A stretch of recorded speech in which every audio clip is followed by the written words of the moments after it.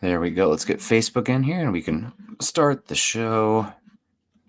Have a little fun, talk a little ball, do some shopping, right? Black Friday. No. And looks like we're good. All right, folks. Welcome in. Welcome in. It is Friday morning, the day after Thanksgiving. Happy belated Thanksgiving to everybody. Eric, it's good to see you. I know we can't be here super late today, so we got to, get through the Commanders game, maybe talk a little bit of Malcolm Roach and Luke Wattenberg as well, and maybe Schadenfreude is the very specific word for what's going on in Kansas City right now. If you, for those at home, it's taking joy in others' misery. So it's not a good characteristic to have, but in sports specifically, when it's not like, you know, injuries or like horrible things off the field, then losing on the field, we'll take all the Schadenfreude we can get. How are you doing? How was your Thanksgiving? Yeah, I'm doing all right. I'm really tired. I have had serious issues sleeping last night. And Thanksgiving was great up until the end, but it is what it is. And it's always a good day when the Chiefs lose. Mm-hmm. Even though I couldn't stand the team on the other side of it either. A Chiefs loss was more beneficial for the Broncos, and in the end that's all I care about. So that made it for a good day. And for once, my office, it's an ongoing joke on Friday nights about how cold my office is. Office isn't that cold, still chilly, but it smells absolutely amazing because we have a bunch of pie sitting in here right now. Oh, heck yeah. Well, I would not blame you if you started hammering away on some pies. And yeah, we're going to talk about the things we talked about. If Thanksgiving here was good, mother-in-law drove out with her dog, which is the litter mate of this one. So they've been having a good time this week. Uh, he's a weirdo though. He's used to having a yard, so he will not go to the bathroom on a leash. Like he's used to being off leash. So it's like been a real struggle to get him to go to the restroom where we haven't had a yard the entire time we've had this dog. So that's all he knows. So no issues there, but it's been good. Uh, love turkey. I'm not here for the turkey slander as well. I think the sandwiches that last like a week afterwards are just as good and part of the experience for me on the Hawaiian rolls. So I love Thanksgiving. It's a good time and really good football games. I'm going to be honest. I did not catch the end of the last one because I was so stuffed and tired and up early because the kid was up early yesterday. The Bengals ended up winning, right? I don't know. I didn't watch any of that one. Okay, chat, you let us know. Shows how much we're paying attention. I mean, it's outside the Broncos playoff picture, and you can probably tell I didn't make the room until 6:23 or something. So, I wonder if you guys were panicking. Is Nick actually gonna wake up today? We did wake up. We did wake up. So did Denver Luke. Good to see. He says, super sticker. You have to let us know what it is, Denver, because all it says is super sticker. But I'm gonna appreciate it's me chowing down on some pumpkin pie. Because that's what I love. It's and Bengals did win yesterday, 32-14. Thank you, Dylan, Mr. Producer. We got Denver Luke says also morning boys. Let's go off the rails today. Let's run a little mock draft. Oh, I don't think we have the time, Denver Luke, because we got to get Eric out of here. And yeah, we'll see. It depends. Like if my guy's still sleeping, maybe I'll stick around and do one. But I don't know. I'm also not that deep. It's you mentioned last show, I think, Eric, that you're as behind on prospects as you've ever been at this point in the season. So I don't know if I could get to 120 prospects that I feel good about. I'm sure there's some that I'd pick out that are like, oh yeah, why is this guy all the way down here in the PFF simulator? He should be going round 2. But no, we'll see. We're still a long way out. We'll have a draft primer at some point. But right now the Broncos are so good. It's just, we're reveling in the present. Jason Bonney, good to see you, says Chiefs Kingdoms in Shamble, and it's so delightful. Yeah, I had a few come at me on Twitter when I checked my tweets this morning, or X, whatever, where I did a tweet about the prognosticators. The Chiefs had such a good hypothetical win last night. We have to move them up in the rankings from 1 overall. They're definitely the best team in the AFC now that they're 6-6. Obviously, I'm joking for those at home. It's kind of become, I know you're not as much of like a college football fan, Eric. You like the draft prospect process, but it's kind of come like what the committee was a lot of times when like Alabama had like 3 losses, and there's an undefeated team in the ACC. And I get it's different in college football because like you're not playing as balanced of a schedule, but like I still think at the bottom line, at some point the results have to matter, right? Like you can be 6-6 and you can have all these great statistics, and I think that's good for like being predictive to some extent, but like the results have to matter at some point. It's just it drives me a little nuts, and I'm as stats oriented. Give me all the data I possibly can. What's good data, what's bad data as possible. But you are what your record says you are at the end of the day. I think they don't base seeding based on a committee that looks at the stats. It's the record. It has to matter. Yeah, I think when you get to a point where after the Broncos game, I can't remember who it was, they still had the Chiefs like 5th in the AFC, and then the Broncos were like not even in the top 10. And their reasoning was because, well, figuratively, and I remember that they used the word figuratively in there. The Chiefs should have won or could have won this game. Like, of course they could have. Like, and so once you get to that point, and they threw in a bunch of stats about how they actually blew Denver out of the water, which I don't agree with at all. Watching that game, if it wasn't for some penalties, Denver blows them out of the water. I think it was Vance Joseph made a comment about how he had not chalked up 17 points to defensive penalties for the Chiefs. Yeah. But after that, and then after the Kansas City or the Colts game for the Chiefs, again, the same person was, well, they should have blown the Chiefs, the Colts out of the water, but they allowed the Colts to stay in it. It's like, okay, but when you actually watch the games, at some point, first of all, that wasn't true with the Broncos. I didn't watch all of the Colts games, so I can't say for sure. And then, but at some point, as you said, what happens in the win-loss column, it matters. When you are, I think 1-6 now in one-score games as the Chiefs are, something matters. And I was surprised to actually see Mitchell Schwartz actually came out and had a negative take about the Kansas City Chiefs about it. He says, obviously, they're not doing, this is not verbatim, but he made a comment along the lines of, obviously, they're not doing something right to where they're not able to pull out these one-score wins, that there is something wrong within the team that led to that. So it's great to see the Chiefs struggle. I actually had a drink and field rant about the Kansas City Chiefs and how terrible of an organization is because of what all they've tolerated over the years yesterday during the game. And the only little bit of football we watched was that second half of that Cowboys Chiefs game. Yeah. Not only at Kansas City down, Buffalo has like the worst run defense in football. I mean, Sean McDermott's seat has to be red freaking hot, man, out there in Buffalo, just because when you have a quarterback like that, you have to take advantage of the window. And it seems like they've gotten stale. And then you have Baltimore looking pretty dreadful as well. I mean, Lamar Jackson looks like 50% Lamar Jackson, which, he earned those MVPs, no doubt. But I always thought, given his play style and how much is dependent on him being such a unique athlete, how his game would age.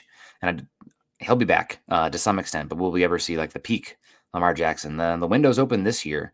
Who knows about going forward? Obviously, Kansas City, I think, will be back. As Joey Grubb says, this year is an outlier with those teams, but 2015 was an outlier for the Broncos to win with the defense the way there was. You gotta take advantage of those years. Obviously, it's not the best method long term for being a contender. You want to knock on the door repeatedly, but you can have that one magic season, and the AFC is open for the Broncos to do that.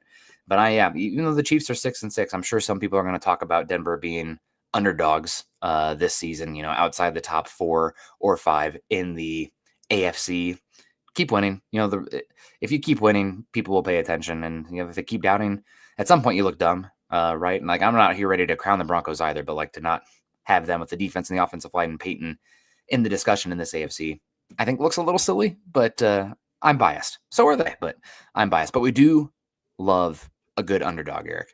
Yeah, speaking of underdogs, football season is in full swing, and Underdog is the best place to get in on all the action. Are you ready to get off the bench and into the game? Then head over to Underdog. Whether you're into basketball, football, hockey, or any sport in between, Underdog is the best place to get in on all the action all season long. And it's that time again. Feast Week is back on Underdog from November 26th through November 30th.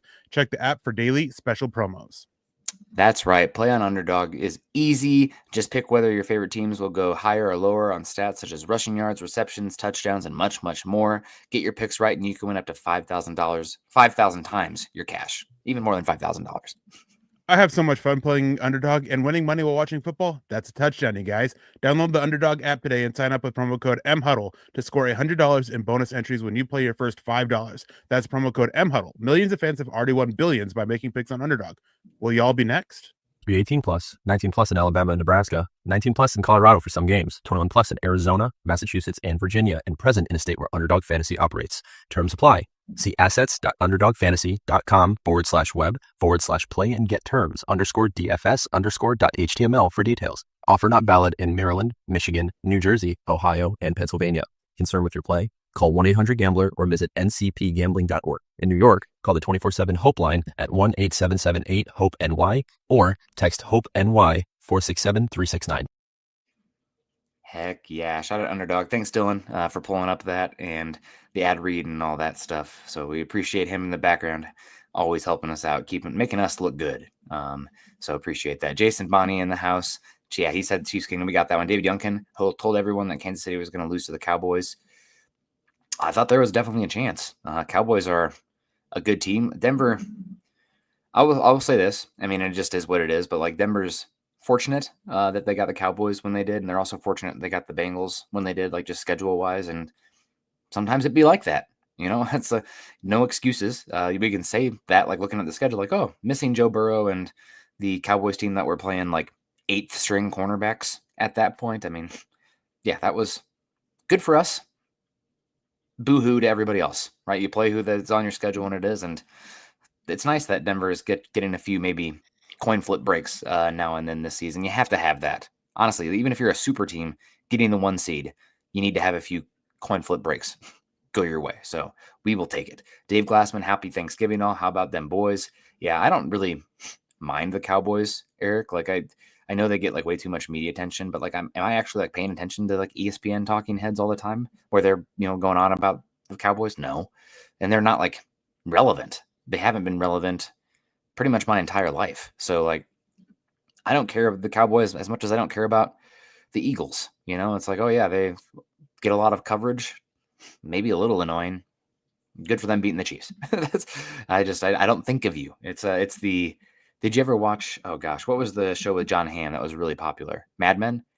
No? Okay, well, there's the scene in the elevator. It's a meme. It's like says, I hope you think about that. It's like, I don't even know who you are. Like John Hamm doing. That's kind of how I feel a little bit about the Cowboys to some extent. Jason said he had 3 pieces of pumpkin pie yesterday, and each slice was double portion. Gotta love Thanksgiving. Happy holidays to all. Yeah, I saw Washington Post put out an article about you need to go on a fart walk after the 15 to 20 minutes after a big meal. So I've been doing that my whole life. I didn't even know it had a name to it. So that's great. Shout out to Washington Post, how they fallen, I guess. I don't know. David Schlosser coming in. Good morning, gents in Broncos country. Appreciate you. Swink McLeod in here. Happy Thanksgiving. Ernie Mays, go Broncos country only. Hello, Lance and Eric. Oh, Ernie. I guess I'll take it. Appreciate you coming. Oh, he says Nick here. Okay, we're okay. Everything is okay. Ernie says Cowboys are boring. Ernie, I disagree there with the weapons that they have out there and Dak Prescott, slinging the rock. I wouldn't say they're boring, but la-di-da. Jason comes in and says Josh Simmons dislocated and fractured his wrist, so he's going to be out for a while. This is news to me. I'm not sure the extent of it.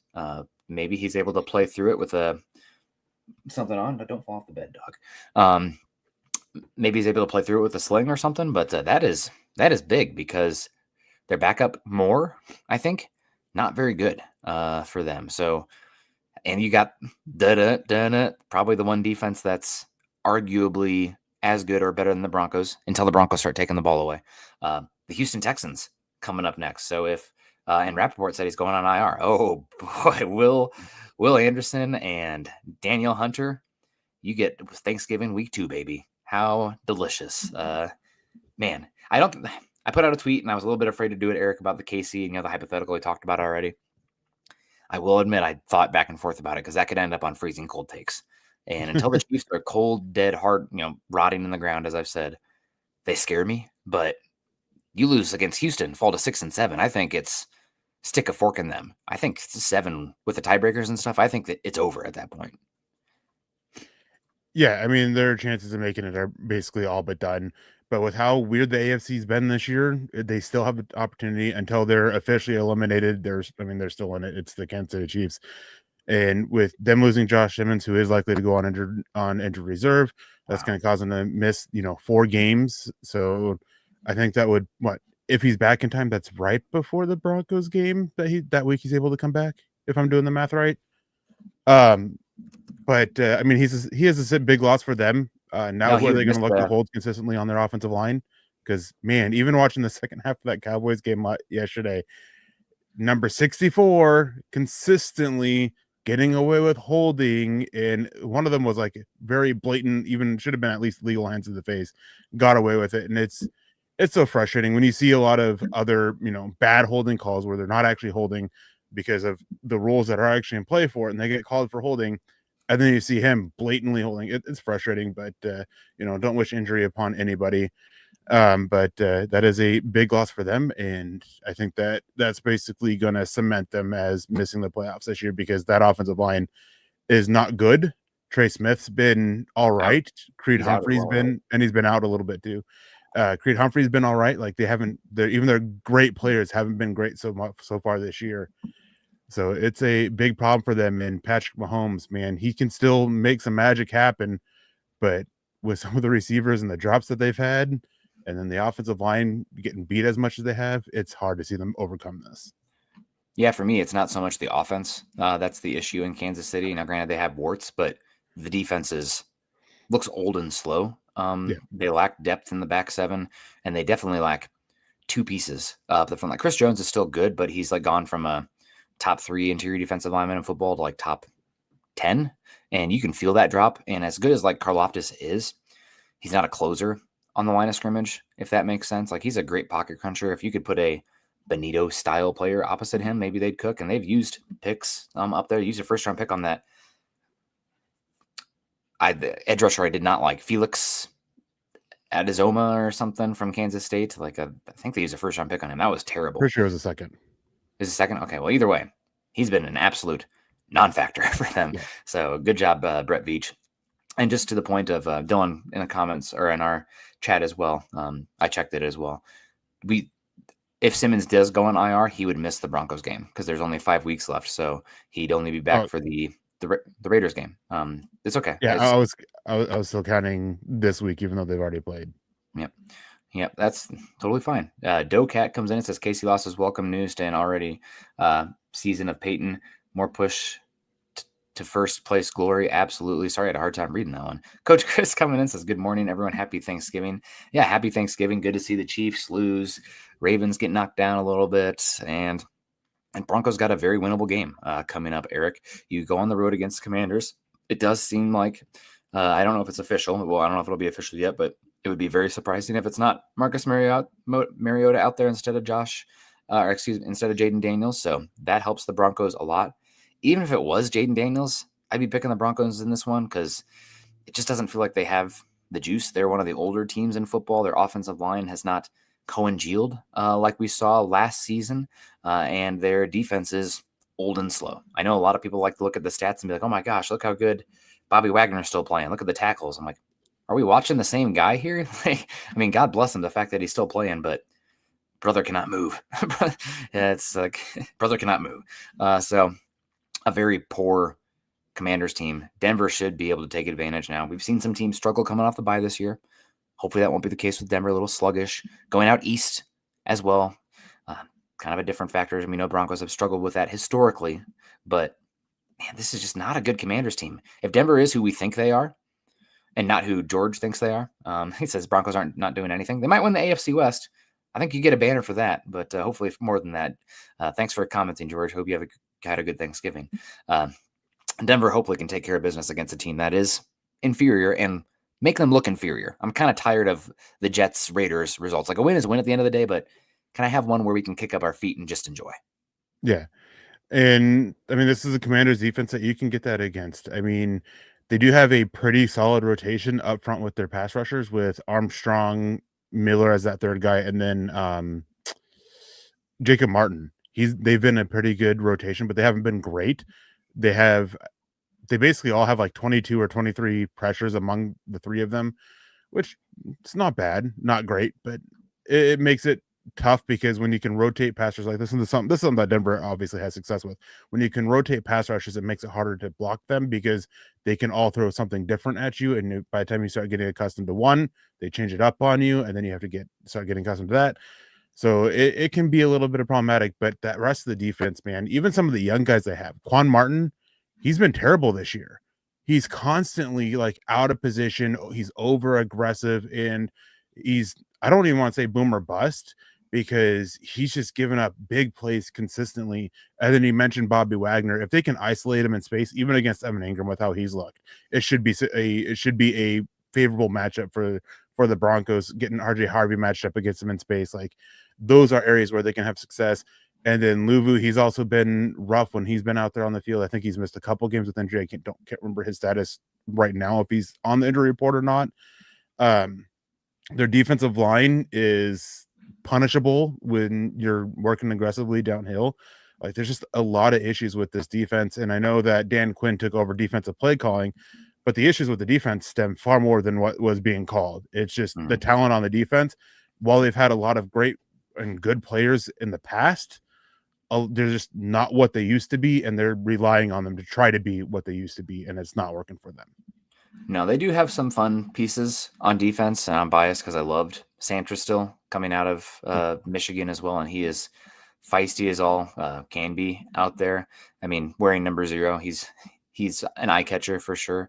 But you mentioned Quan Martin struggling, Noah Igbanyan, former first-round pick who didn't live up to it. I think Lattimore is injured as well, so I mean that's a struggle for them. And then you mentioned the defensive line. They have Von Miller, obviously. They used an early pick on Terzon Newton, but they've been struggling a good bit. And I'm pretty sure Dorrance Armstrong is also potentially injured as well. So yeah, it's just really old, slow, and bad defense. Overall, the Broncos should be able to take advantage of them. They are, where are we at here? Washington. According to DVOA, 28th against the pass this season, 22nd against the run. So they don't even have a strength that they can rely on. The Broncos should be able to pick on them to a certain extent. But yeah, no, it's rough. Yeah, Armstrong suffered a season-ending knee injury in October. Okay. So they lost their best pass rusher as well. So not a good defense. Not a good defense out there. And you mentioned that Dan Quinn taking over all duties, but the issue isn't, and I'm not a big Dan Quinn lover by any means when he's been pushed a bit on Broncos a few times, but the personnel is just not good enough up front, and they don't really have anything they can do offensively, I feel like, to take advantage of this Broncos team. Their offensive line isn't like a weakness, but compared to the Broncos pass rush, it is. Mariota is going to put up some questionable footballs from time to time, and they do have Terry McLaurin back. And he has the ability, if they can isolate him against Riley Moss, and Moss is still having the penalty issues, maybe that's their pathway to victory. But this seems like a game where if the Broncos lose, it's because what the Broncos did or didn't do more than what the Commanders did. Yeah, with that offensive line, I think that 4 of the 5 spots aren't bad, but Connerly at right tackle, he's been awful this season. And with the Broncos, especially with how they've been flipping Cooper and Benito, and then being able to, doesn't sound like Ellis will be playing because he's still kind of been limited in practice, but even throwing Tillman and Q Robinson in there in the mix, they should be able to get some pretty consistent wins against Connerly because they all have something that can take advantage of where he's weak at. And, those pre-draft concerns that I had about him are still there on tape.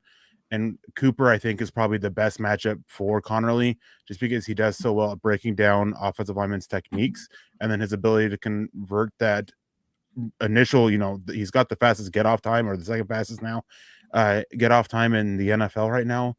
And so his ability to convert that explosion into power, I think, is something that he can really use against Connerly, who has absolutely no anchor whatsoever in his game to be able to drop and stop that bull rush, and then being able to build off of that.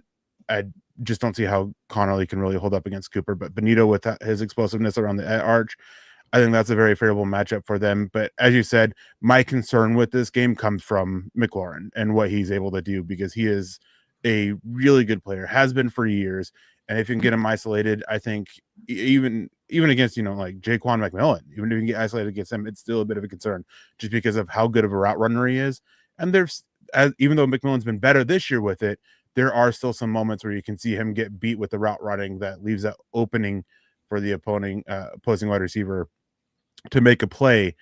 And so you just kind of that's my concern. I'm with you with that if they do anything offensively, it's probably going to be through him. Yeah. Hopefully it's a get right game as far as this stats go for the Broncos offense, because right now they're slightly below average as a pass team. Depending on what stat you look at, they're one of the worst teams in football in pass success rate. And their run game numbers have degraded as well over recent weeks. Even before Dobbins was out for the season, they were the top 12 EPA per rush offense, and now I think they're floating around 14 through 18, like very squarely middle of the pack. But this Washington defense has been terrible. I don't think this is the case anymore. But a few weeks ago, I did come across a stat that, again, it's very nitpicky, but it does indicate just how bad Washington's defense has been against the pass this season. And it was first downs or touchdowns per dropback for the quarterback. So it's showing like not only efficiency, but like explosiveness. Like if you're getting how often you're getting first downs and touchdowns, a pretty good indicator of how your offense pass game is functioning. And 3 of the 5 best quarterback performances this year in first downs, touchdowns per dropback was against the Commanders. And you had like Michael Penix look like a freaking superstar against them. You had a few other quarterbacks. I can't even remember who they were, but 3 of the top 5. And so I'm not sure what Peyton's going to do in this one. It would be great to see if we can get the freaking run game going to some extent. You're going to need it. I mean, as much as I'm like, the bar is the Super Bowl level quarterback for Bo Nix, like, right, we can grade on a curve. He's a second-year quarterback. But like you're in a window right now. The stakes are a little higher. The pressure is a little higher because of that. And I'm all about like, I don't give a hoot about fair. You're in the NFL and the circumstances are the circumstances. Rise up and overcome them or don't. Like, this isn't like high school football. You're in the bleep in the NFL. So step up. With all that said, let me talk on the other side of my mouth. If the run game looks like it did versus the Chiefs and all runs outside of, the 2 explosives from Harvey and what we've gotten from Dobbins this season, it is going to be kind of not fair to some extent on Bo Nix, right? Like it's just like, especially with Denver's struggles on first and second down, how much they do want to be a run team, how much they run play action as well. If you're losing the play action bite with those other guys in the backfield, I don't want to put that much on that quarterback. He hasn't shown to be that quarterback, and that's okay. There's only 7 guys in the NFL that are, but they need to figure out something on the run game. They have to. Yeah. And it's important that they figure it out for this game too, because last I saw, it's supposed to be very wet and rainy throughout the game. And so the forecast's not great for the passing game. So the Broncos got to figure that out. And it just goes to that. I mean, anytime you can get a run game to help take some of the pressure off your quarterback and make things easier, have that success on the early downs, especially to make things easier on the offense, to give you more options on third down where you can get it to a third and short and have run actually be an option because it changes the way the defenses play. All that's beneficial, obviously. And the Broncos got to figure somehow. RJ Harvey, he's been absolutely terrible as a runner. I think that if they can't get a run game going, however, I think Harvey could actually end up having a really good big game as a receiver as part of that, quicker passing game to be an extension of the running game, and even the screens to be an extension of the running game to try to get him out in space against this older and slower defense. So they either need Harvey basically to have an impact as a runner or have that impact as a receiver, as a in-game plays where they're using it as an extension of the run game, because you can't. This isn't a game where you can go out there and let Bo Nix take the deep shots consistently with the issues that the Broncos have had connecting on those deep shots, because wet and rainy games, it makes it more dangerous. And then you mentioned the one defender, Sanistril, who he's got an eye for the ball and he's a threat out there, and it's boom or bust with him because he has a bad habit of also freelancing from a couple conversations I've had with some people who cover the Commanders. So he's not exactly playing what's called to it. He's just basically reading it and playing more like a free safety out there. Think of, Seahawks at Old Thomas. He's kind of playing like that out there for them to an extent, and able to just read it and go try and make plays on the ball. And with that in a rainy game, it provides a lot of risk for it. So anything to take some of that pressure off of Nix, which can help him look better and help this offense look better and be more efficient, you got to figure that out. You got to get it done. And this is a great opportunity for this offense to do that. Hope so, man. Hope so. Doe comes in and asks what Peyton is more valuable. It's Sean Payton. Yeah. He's the one who's running the ship here, but I've been very pleased with the relationship that seems to be forming with George Payton and Sean Payton overall, as well as with the ownership group as well. And speaking of that, Eric, before we get to it, I do want to talk about the Wattenberg and Roach contracts and what you've heard and what it could mean. I do want your final prediction. I don't remember what I texted Chad, but I think Denver's going to play a clean football game, but I don't know if they're going to be overly dominant on offense overall. I think the defense is honestly going to be the thing that, just like all season, is the big standout here. So I think I went Denver 23-13, which is a comfortable game for the Broncos. Is it going to be overwhelming stat sheet? No. I think the offense might come out a little flat, slow, bye week, travel, everything like that. But I don't think it matters with the offensive line and the defense the Broncos have. So I think comfortable 23-13. Sorry, general NFL fans tuning in Sunday night. I think you might get a little bit of a boring one just because I feel like Denver is going to not play with their food necessarily, but it's going to be pretty obvious out of the gate. That's what I'm hoping for. I'm manifesting it. I cannot deal with another Raiders-Jets kind of game. I'm going to lose my hair. I have this one. I'm trying to remember it because I sent my prediction in on Tuesday night. If I remember right, I have Denver this game going more the way the Bengals or the Cowboys game did. And I think I have it's either 28-12 or 31-12. I can't remember if I gave Denver that extra field goal or not. I have serious questions about how the Commanders defense is going to hold up against them, and then how that offense without Jane Daniels, because it was always unlikely for Daniels to play this week. Hasn't been confirmed that he's out yet, but last I saw was from late Wednesday, basically saying that they're going forward with Mariota starting this game. The Commanders are.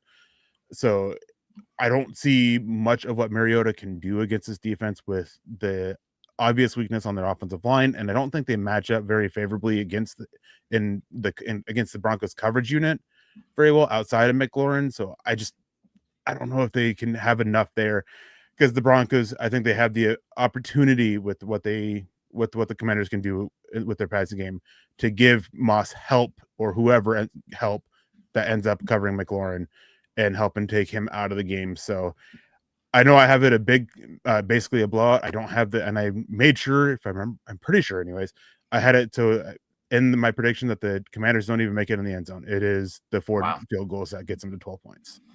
That'd be awesome. Definitely a possibility for this Broncos team. The Commanders, they just really lack pop. They don't really have anything that's a strength on any side of the ball, right? Like last season, Jaden Daniels kind of, obviously a great run, historic rookie season, but there were questions about that style of play being continuing. And yeah, it's an issue. It's an issue as well. But Eric, I might need to borrow some money from you it's Black Friday after all. And we do want to give a shout out to our next sponsor here, who's all about, that money. Yeah, the holidays are all about finding the perfect gift, but this time of year, not every deal is actually what it seems. Scammers are getting more creative to trick people into sharing their payment information through methods like fake shopping sites and giveaways that are too good to be true. Luckily, Cash App's 24/7 fraud monitoring helps detect and alert you for unusual card activity should someone gain access to your card, so you can act fast as something seems off. You can also lock or unlock your Cash App card instantly right in the app for extra control and peace of mind. Stay one step ahead of the scams this season and keep your money secure with Cash App. For a limited time only, new Cash App customers can use our exclusive code to earn some additional cash. For real, just download the Cash App, use our exclusive referral code, SECURE10, again, that's SECURE10, in your profile. Send $5 to a friend within 14 days, and you'll get $10 drop right back into your account. Terms apply. That's money. That's Cash App. Cash App is a financial services platform, not a bank. Banking services provided by Cash App's bank partners. Prepaid debit cards issued by Sutton Bank. Member FDIC. Promotions provided by Cash App, a Block Incorporated brand. Visit cashapp.app/legal/podcast for full disclosures. All right. Shout out to Cash App. Happy Black Friday to those who celebrate the capitalistic holiday. Jason Money coming in here, $5 says, thank you, Jason, for the super chat. Speaking of maybe $5, you can send that via Cash App to us. So free promotion there. There you go. Give us more ads. Jason, thanks, says, with the way that we're using Barron, at what price would you guys match other teams' offers with McMillan in the offseason? Well, first off, the first question is, what tender are you placing on McMillan? And then also, how are you feeling about Moss / Barron down the stretch here? I think you put the second round tender on McMillan. I mean, just getting a I know it's a down draft this year, Eric, but just getting a second round cost controlled contract in general in here when you already have depth at the position. I don't know if you do match for the second round tender. And also, I don't know if anybody would be willing to give him up a big contract plus a second round pick to go get him. So I think once you put the second round tender on him, that's the end of the conversation in general. But I think anything, I haven't thought about this too much, Eric. I need to see what the market is at for nickel corners. I think if somebody was willing to pay him for that second round pick, I might take the second round pick. And that's not a disservice to McMillan. It's just the turnover necessary for teams and the value of a second round pick. Yeah, right now it is just going in a little bit more into that. There's the 3 tenders, right? You have the first, the second, and the right of first refusal or original round tender. So if Denver placed the original round tender, they wouldn't get any draft pick backs since he went undrafted. So I do think they would either go the first round or second round. I think second round is far more likely. If they really want to make sure that nobody comes in and gives him a big offer, then I think they'll go ahead and do that first round because no team's going to give that big contract. You think they would do a first round? I think if they really want to keep him and don't want another team coming in, yes, they could do that. Because if you place that first round tender on him, no team's going to make an offer for him. Yeah. Second round tender is a sign of that, okay, depending on the offer, depending on the way it's structured, we can sit there and we can take a look at it and might bring it back. And if nobody does, that still leaves the opportunity of a potential trade later on down the road for it if they think they can get, greater value than a second round pick for it or greater value than whatever teams view him as. I think a second round tender is far more likely. And part of the reason why is also the cost. It's projected to be about $5.5 million for the second round tender, where it's $7.5 million for the first round tender. I don't think Denver would do that $7.5 million for 1 year for McMillan with that first round tender. So second round tender is what I think, and it just comes down to what the offer is. And I think for the most part, I think Denver would gladly take that second round pick instead of matching. And just with where the room is at right now. Now the question for me is, but just listening to Vance Joseph, who's been on kind of a press tour here as of late, I think getting a little familiar to fans because he's going to be somebody's head coach next season.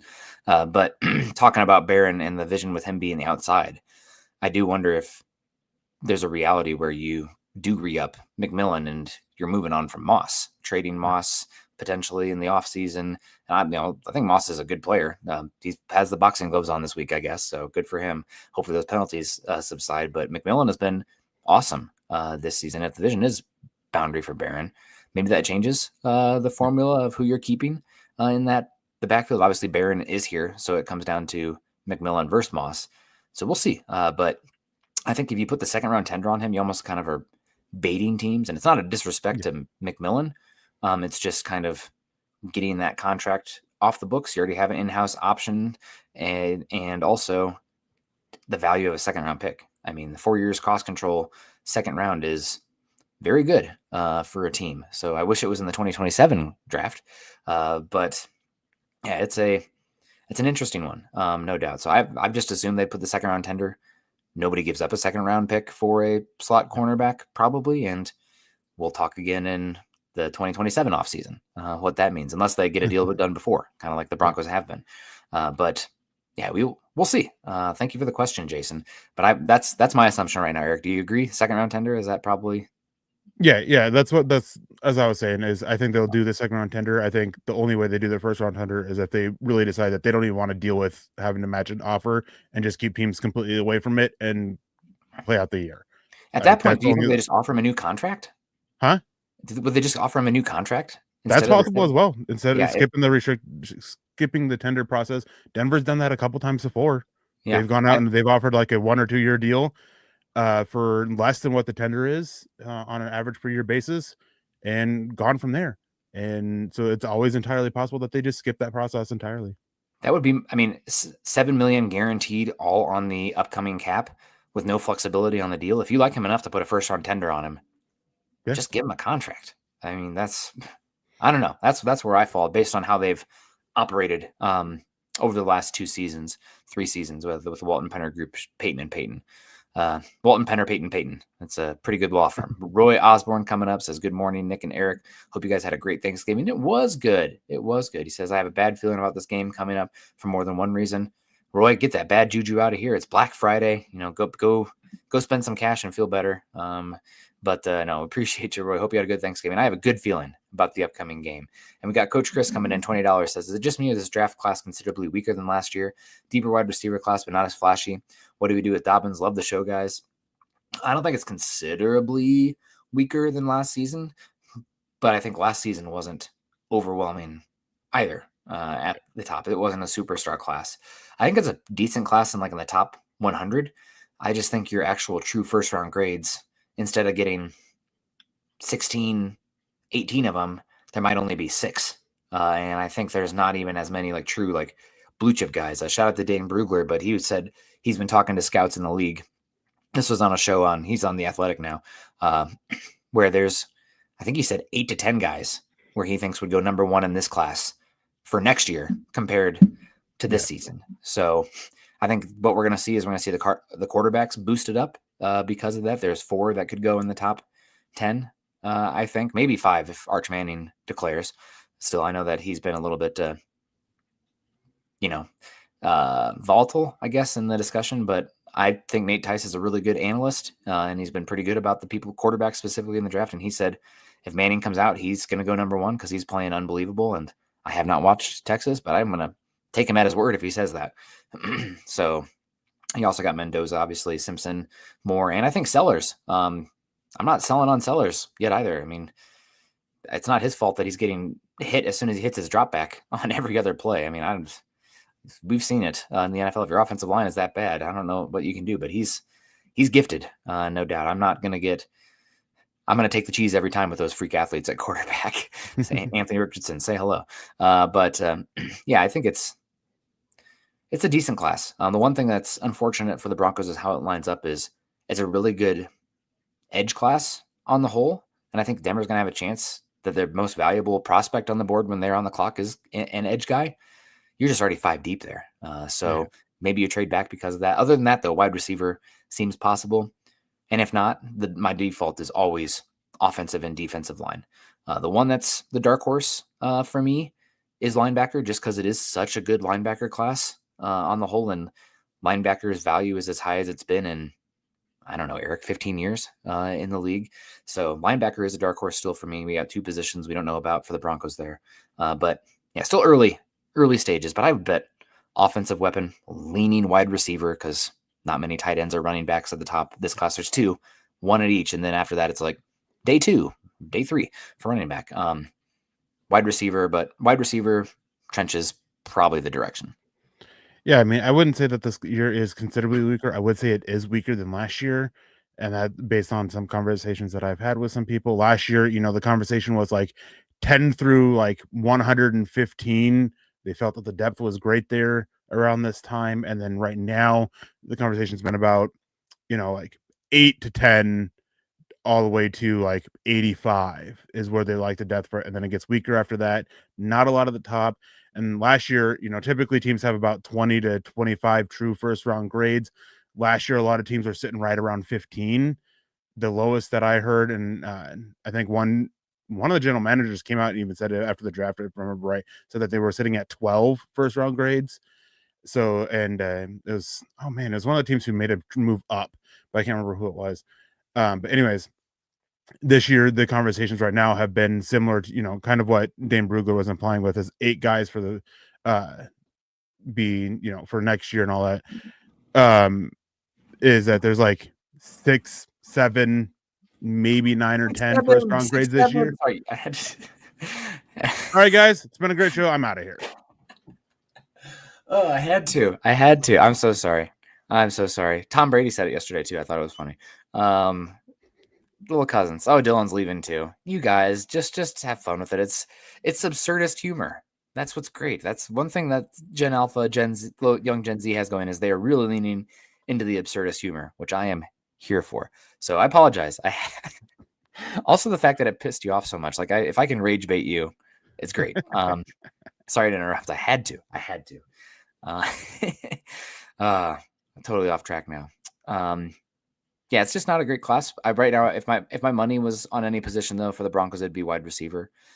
This team, just from a core building perspective, they need a go-to offensive weapon. If you go through Daniel Jeremiah's formula for Super Bowl champions, you have to have, I think he said 2 or 3 plus offensive weapons ideally.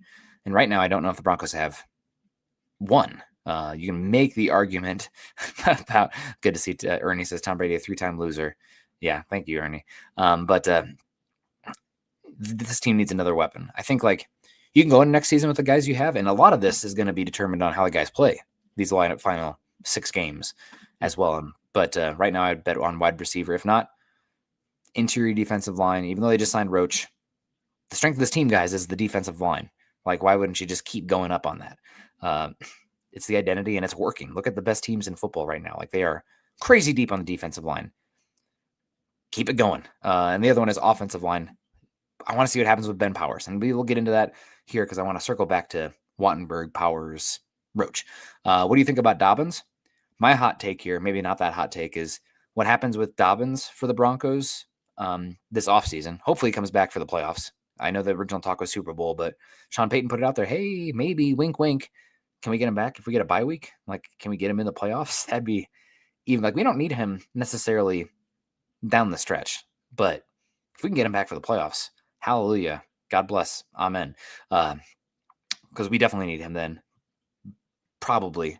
What do we do with Dobbins? What we do with Dobbins completely depends on what Harvey does down the stretch here. For me, if Harvey looks really good and like running better between the tackles, signing Dobbins to a 2-year deal where the second year is no guaranteed money, essentially, so it's a 1-and-1. If Harvey looks good enough between the tackles and running, sure. Because I think you get a deal on Dobbins. He knows the system. Love the dude. I think that's a possibility. But if Harvey looks like he's looked this season, you cannot pay Dobbins because you're not secure enough on the running back position, given his injury history and what we've seen from Harvey as a running back so far. I think Dobbins is going to end up having to wait a while. I think he might be another June signing, letting the Broncos, go and see what they can do in free agency in the draft before they look at bringing him back. That just seems to be where they're at. I know they wanted to get a deal done, and then he got hurt. They were expected to reach out to him during the bye week, as they did with a bunch of other guys, and get those started on those extensions. But he got hurt, and that threw a wrench in those plans. And now they've adjusted for it. And it just seems like that they're going to wait it out and see what happens elsewhere, and then use Dobbins as that kind of fallback option unless another team jumps on him and brings him in beforehand. And just seems like Denver's okay if that happens. Yeah. I want to sign Tyler Algier. That's my guy. Loved him for a long time. I know a lot of people like Rico Dowdle as well, but man, Rico cannot pass protect to save his life. Not to be that guy, but concerning. So we do have a little bit of news here the last 5 minutes because Eric does have to get going. Broncos re-signing Luke Wattenberg and Malcolm Roach. Good for them. Broncos, again, investing in middle tiers, good players for this team. I am curious what this means for Ben Powers, Eric, down the stretch. Now, I'm not here going to say that Alex Palczewski should be the starting left guard, but I do think the Broncos have the ability to potentially moneyball that left guard position if they determine that they want to get younger at that position and overturn the roster. Now it's a 50-50 dead versus saving split for Powers, which is not like, incredible. But it is something when they're that expensive and you've gone so far this season without Powers while looking like you have winning games. I think it's something that at least you consider right now for the Broncos.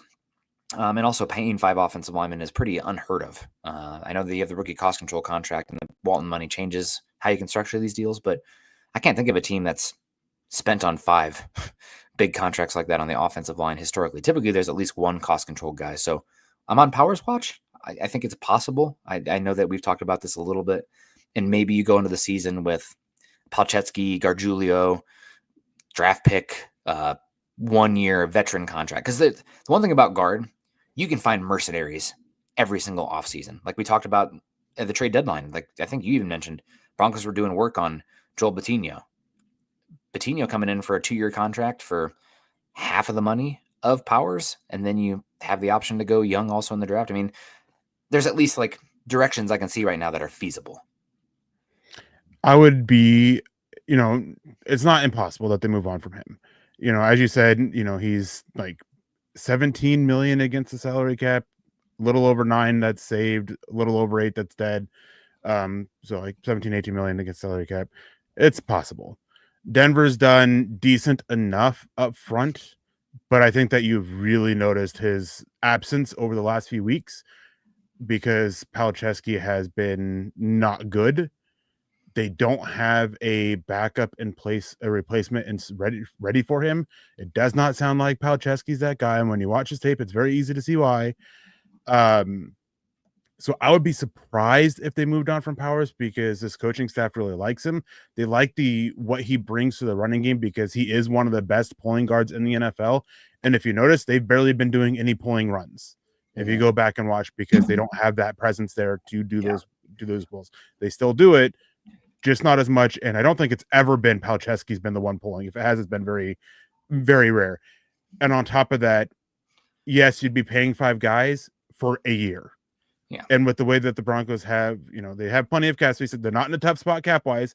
I still need to see what the full detail is after, Wattenberg and Malcolm Roach's contracts are put into the system for it. We haven't gotten that update yet, but they're still looking like they're going to have about 40 million in salary cap space, which is still more than enough. So they're not in a tough spot cap wise. They're not in a tough spot cash wise to where they need to free that cash up to go spend elsewhere. So there's no financial reason to move on from Powers outside of positional budgeting. But again, because of the fact that Powers, it's 1 more year for him. It's 1 more year for McGlinchey. It's 2 for Bulls. And Wattenberg's deal, haven't seen the full structure of it, but it looks like it is a 2 + 1 + 1 structure for that 4-year deal. With the 25 million guaranteed. Yeah. With the 25 million guaranteed in the first 2 years out of the 27 million total guaranteed. I think so. Yeah. It's safe bet that is a 2 + 1 + 1 type structure where they can get those options here. So they can, keeping Powers still enables them to churn the roster out. And I will add this too. If Gargiulo didn't get hurt in the preseason, I think it would probably be over 50% chance that they move on from Powers after this year, because it sounded like that they were considering even moving on from him prior to the season and putting Gargiulo as a starter. And then he got hurt. I don't think they want to just turn to that immediately, let him get that year back, use him as that backup there, and then look at him to take over after the 2026 season. Yeah. Yeah, we will see how it plays out at that position. Then we want to talk interior defensive line as well, because we do got to get out of here. Thanks, Dylan. Dylan's been killing it today. So maybe you need to have big turkey meals again. Yeah, he's just... Don't put your head back, roll your eyes back too hard in that chair, buddy. No, we're did want to talk also the interior defensive line. John Franklin Myers obviously is the one that everybody's been hoping for. He's definitely the Broncos' most valuable upcoming free agent, but you bring back Malcolm Roach. I guess I'm curious. So let's say John Franklin Myers is gone. That's still to be determined, but doesn't sound like there's been an actual offer made. There's been conversation, but Chris Thomason's talked about it a lot. He seems to be John Franklin Myers' go-to communicator out there. So shout out to Mike Kliss and Chris are the best 2 in my book as far as the actual, like boots on the ground. There's other ones who have connections too, but those 2, I mean, I put them in the pings. If they tweet anything, I get the notification on Twitter because I want to see what they have to say. But talking about John Franklin Myers probably gone. You bring back Malcolm Roach. Good deal overall. I thought the Wattenberg deal was average. I'm neutral on it overall. I'm not against it, but I'm also not like, oh man, what a crazy, good job getting it done. At that contract, it's fine. It's fine. I'm happy about the Roach one. You have 4 guys back next season on the interior defensive line out of the 5 spots. Right now, I'm curious what they do with that other 3-4 defensive end spot. That's more of a 7 technique to 4-eye body type, because you got the interior guys. I don't see Owazarike you want out there at 4-eye very often. I mean, you can obviously move guys around some. I don't think you want Roach out there too often. Like you got your 1 through 3s, sometimes 4-eye, depending on your look out there, but not the 1 gapping 4-eye 7 technique body type that Franklin Myers exhibits, other than Savion Jones. But what does that look like right now? I don't know. Yeah. If Savion Jones was doing well enough in practice, they would find a way to get him on the field. As good as the defensive line has been, if he's doing good in practice with what they invested to get for him, including trading up, with John Franklin Myers, with no contract discussions even being brought up, if he was doing good enough in practice, they would be finding a way on the field to get him on the field, because at some point your development you don't develop without seeing the field. So that's kind of an indictment on Savion Jones. And honestly, it's not that hard to get him active if they really wanted to. But hey, it is what it is. They have not, as you said, they have not had Jones. That's an immediate indictment on him. He's still toolsy enough, and you didn't draft him. Yes. Yeah, the 4-year scope on him. We're not out. I'm not out. I don't want to speak. We're not out. I said this on Twitter a couple weeks ago. We're looking at a very similar pathway with Savion Jones as we did with Nick Benito. Nick Benito was hardly on the field his rookie season. Then he had a small role that second year, a bigger, and then a much bigger role, and then starter. Yeah. So he's had that increase of it, and Savion Jones is a similar path to that. I think he's seen in the field even far less with only 6 snaps so far this season. But there is no way you can bet on him being that John Franklin Myers replacement. Even if you get him on the field from here on out, you can't bet on that because that is not enough of a sample size there to go off of it. I think Denver there's free agents that they have their eyes on. Yeah. It's probably an older free agent that they can probably do like a 1 or 2 year deal on for less than what John Franklin Myers will go, which is them going cheap when they don't need to go cheap, and using Jones as part of the rotation, or even going a little weird in my opinion with their defensive line look and going with almost a pretty even split rotation with Uwazurike and Jones as that 4-eye. I'm not a big fan of it, but on earlier downs using Uwazurike against the run, passing down Savion Jones, that is a possibility. And I got to say, man, I've said on here multiple times that I've heard from, a couple people that Denver wants John Franklin Myers back. Actions speak louder than words, and it's very clear that they don't want John Franklin Myers back. We'll see if it changes. Right, the contract and everything like that. But yeah, right now that 3-4 defensive end, if we really want to pigeonhole what that position is definitely up there for the Broncos. And you could maybe get kind of like the Rams have not been able to, like, you can't replace Aaron Donalds, but like in the aggregate, in the body types and like throwing 3 guys in it, you've been able to figure out some of the role there. Maybe you can do that with the Uwazurike and Jones on obvious pass downs. But I'm with you. I think right now, a cheap veteran, maybe even they go the John Franklin Myers route again and they trade for somebody, given how many picks the Broncos are going to have in this upcoming class. Maybe you can give up that Vele deal, or I know they gave up a 6, but maybe let's just even bump it up. The Vele one for a good starter on a team that's looking to move on from somebody, possibly. But I am going to be frothing at the mouth this offseason if the Broncos leave the defensive line like it is. But we got to get out of here, guys. Appreciate everybody. I know Eric's got to fly. Make sure you guys are following us. This is Broncos for Breakfast. Make sure you're following Eric on Twitter at Eric Trickle. I'm at Nick Kendall, MHH. We're also over at Mile High Huddle. Of course, you can follow us at facebook.com/Mile High Huddle and facebook.com/Mile High Huddle pod. And as that ticker says there underneath, please subscribe, like, and share. Shout out to the superstar givers, Denver Luke, Jason Bonnie. Good to see you, Coach Chris. You guys are great. Make sure you're checking out our awesome sponsors. Happy Black Friday. Hope you all had a great Thanksgiving. Eric, appreciate you. Have a great rest of your day. Shout out to Dylan keeping us on track today. And love you guys. We'll see you later. Choose kindness and compassion. Go Hawkeyes against the Bug Eaters today. Had to get it in there. We play here in about 2 hours, Eric, 3 hours. So, yeah, God bless. I need more coffee. And we will see you guys again, hopefully on another Victory Monday. But as always, of course, go Broncos.